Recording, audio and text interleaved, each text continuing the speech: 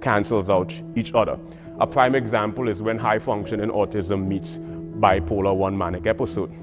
One tend to cancel out each other, or there's some profound convergence occurs. Psychoanalysis and psychodynamics, which and then you have hypnosis, which is more prevalent, attributed to when the brain is induced and the person actually desire.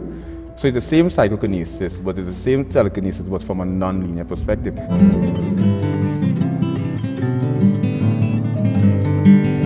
To germinate to fruition, we call it an infatuation for humor.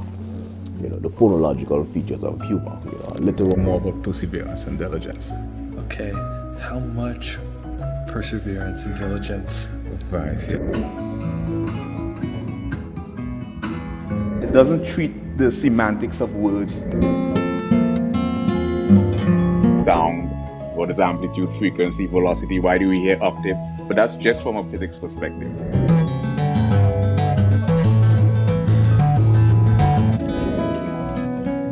Like precognition, premonition, clairvoyance, retrocognition, lucid dream, extrasensory perception.